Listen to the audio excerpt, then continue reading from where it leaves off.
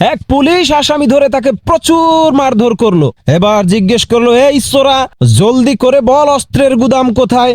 লোকটি বলল, স্যার আমি জানি না অস্ত্রের গুদাম কোথায়। পুলিশ আবার তাকে মারধর করলো। এবার লোকটি বলল, স্যার আমি যতই বলি অস্ত্রের গুদাম কোথায় আমি জানি না, আপনি আমাকে মারধর করতেই থাকবেন, তার চেয়ে আমি সবকিছু বলে দেই। পুলিশ বলল, তাহলে সত্যি করে বল অস্ত্রের গুদাম কোথায়? এবার লোকটি বলতে লাগলো, স্যার এই সোজা আপনি যাবেন, যেতে যেতে দেখবেন 3টি রাস্তা আছে। প্রথম 2টি রাস্তা বাদ দিয়ে 3 নম্বর রাস্তায় ঢুকবেন। সামনে দেখবেন 3টি বাড়ি আছে। প্রথম 2টি বাড়ি বাদ দিয়ে 3 নম্বর বাড়িতে ঢুকবেন। ঢোকার পরে দেখবেন 3 নম্বর বাড়িতে 3টি ঘর আছে। প্রথম 2টি ঘর বাদ দিয়ে 3 নম্বর ঘরে ঢুকবেন। ঢুকে দেখবেন 3টা আলমারি রাখা আছে। প্রথম 2টা আলমারি বাদ দিয়ে 3 নম্বর আলমারি গিয়ে খুলবেন। পুলিশ বলল, তাহলে 3 নম্বর আলমারিতে অস্ত্র রয়েছে তাই না? লোকটি বলল, স্যার থামেন আমি বলছি। 3 নম্বর আলমারি খোলার পরে দেখবেন 3টা বাক্স আছে।